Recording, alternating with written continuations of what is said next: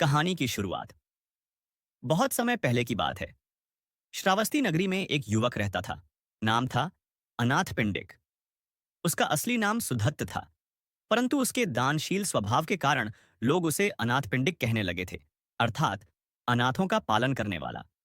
यद्यपि वह पहले से ही एक समृद्ध व्यापारी था, परंतु उसे धन की कोई लालसा न थी।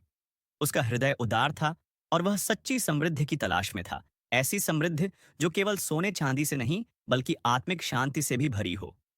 एक दिन अनाथ पिंडिक को पता चला कि गौतम बुद्ध श्रावस्ती पधारे हैं और जेतवन में ठहरे हैं। बुद्ध की ख्याति सुन वह उनसे मिलने गया। जैसे ही उसने बुद्ध को देखा, उसकी आत्मा जैसे शांत हो गई। उसने हाथ जोड़कर विनम्रता से कहा, भगवान, मैं पहले से ही एक व्यापारी हूं और मेरे पास धन की कोई कमी नहीं। लेकिन मुझे समझ नहीं आता कि सच्चा अमीर कौन होता है। क्या केवल धन कमाना ही अमीरी है? कृपया मुझे सही मार्ग दिखाइए। बुद्ध मुस्कुराए। उन्होंने अनाथ पिंडिक को निकट बुलाया और कहा, वत्स, तुमने बहुत सुंदर प्रश्न पूछा है।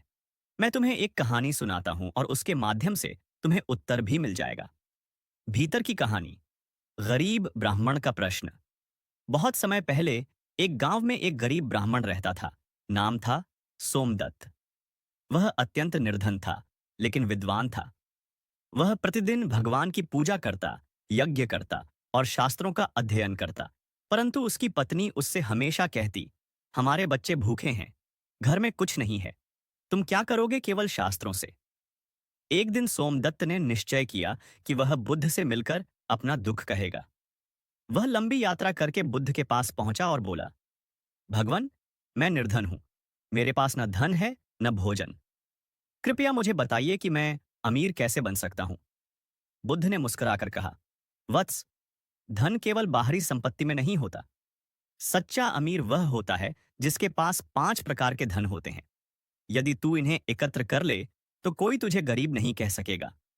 सुनो, मैं तुम्हें 5 प्रकार के धन बताता हूं। 1. श्रद्धा धन। सबसे पहला धन है श्रद्धा का धन। जिस मनुष्य को अपने जीवन, अपने कर्म और धर्म पर श्रद्धा होती है, वह कभी खोखला नहीं होता। श्रद्धा आत्मा को स्थिर करती है और वही व्यक्ति विपत्ति में भी खड़ा रह सकता है। सोमदत्त ने पूछा, भगवान, श्रद्धा से कैसे अमीरी आएगी? बुद्ध बोले, श्रद्धा तुम्हें आत्मविश्वास देती है और आत्मविश्वास ही तुम्हें कार्य में लगाता है। जो व्यक्ति अपने मार्ग में विश्वास करता है, वह कठिनाइयों से घबराता नहीं, बल्कि उन्हें पार करता है। यही आत्मबल धीरे धीरे उसे भौतिक समृद्धि की ओर भी ले जाता है। 2. शील धन। दूसरा धन है शील का धन। जो व्यक्ति सच्चाई, सदाचार और संयम का पालन करता है, वह लोगों का विश्वास अर्जित करता है। व्यापार, संबंध और समाज सब विश्वास पर टिके हैं और विश्वास उन्हीं पर होता है जो शीलवान होते हैं। बुद्ध बोले, वत्स, अगर तुम शीलवान हो तो लोग तुमसे व्यापार करना चाहेंगे, तुम्हारे शब्दों पर विश्वास करेंगे और एक दिन तुम धन से भी समृद्ध हो जाओगे। 3. हिरि धन। तीसरा धन है हिरि का धन, अर्थात आत्मग्लानि का भाव। यह धन तुम्हें पाप करने से रोकता है। जब किसी के मन में यह भाव हो कि मुझे यह गलत कार्य नहीं करना चाहिए, तो वही भावना उसे नैतिक बनाती है। बुद्ध ने कहा, वत्स, कई लोग अमीर बनने के लिए अनुचित मार्ग अपनाते हैं, लेकिन वे धनवान होकर भी दरिद्र होते हैं। जो पवित्रता से कमाता है, वही सच्चा अमीर है। चौथा धन है अपचापल्यता, यानी पाप से डरने का भाव। जो व्यक्ति यह सोचता है कि यदि मैंने कुछ गलत किया तो उसका प्रभाव मेरे परिवार, समाज और आत्मा पर पड़ेगा, वही सच्चे मार्ग पर चलता है। बुद्ध बोले, जो व्यक्ति अनुचित मार्ग से डरता है, वह अपने प्रयासों को सदैव सत्कर्मों की ओर ले जाता है और वही स्थायी रूप से सफल होता है। 5वां और सबसे महत्वपूर्ण धन है प्रज्ञा का धन। यह वह धन है जो तुम्हें यह समझ देता है कि क्या सही है, क्या गलत, कब कौन सा निर्णय लेना चाहिए। बिना ज्ञान के धन भी विनाश ला सकता है। बुद्ध ने कहा, अगर तुम्हारे पास बुद्धिमत्ता है तो तुम सीमित संसाधनों में भी महान कार्य कर सकते हो। बुद्धि वह बीज है जिससे सच्ची समृद्धि का वृक्ष उगता है। पुनः वर्तमान में अनाथ पिंडिक का मार्गदर्शन। बुद्ध ने अनाथ पिंडिक की ओर देखा और कहा, वत्स, ये 5 धन ही मनुष्य को सच्चा अमीर बनाते हैं। यदि इनके साथ भौतिक धन भी आ जाए तो वह जीवन को सुगंधित कर देता है।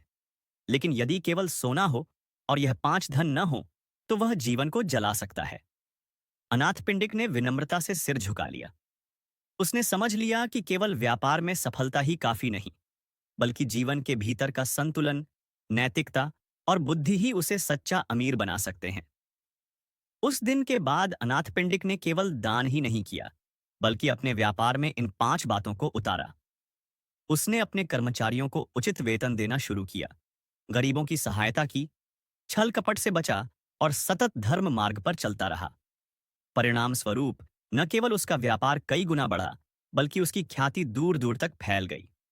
कहानी का निष्कर्ष: गौतम बुद्ध ने हमें यह सिखाया कि सच्चा धन केवल मुद्रा में नहीं, बल्कि हमारे आचरण, विचार और आस्था में होता है। यदि कोई व्यक्ति श्रद्धा, शील, हिरी, अपचापल्यता और प्रज्ञा को अपने जीवन में अपनाता है, तो वह चाहे भौतिक रूप से कितना भी साधारण क्यों न हो, वह सच्चे अर्थों में अमीर होता है। आज की दुनिया में जब लोग अमीरी को केवल कारों, बंगलों और खातों से नापते हैं, तब बुद्ध की यह शिक्षा एक अमूल्य प्रकाश है, जो यह दिखाती है कि जीवन की सच्ची समृद्धि भीतर से आती है। ऐसी और भी मोटिवेशनल स्टोरी के लिए चैनल को सब्सक्राइब एंड वीडियो को लाइक करें।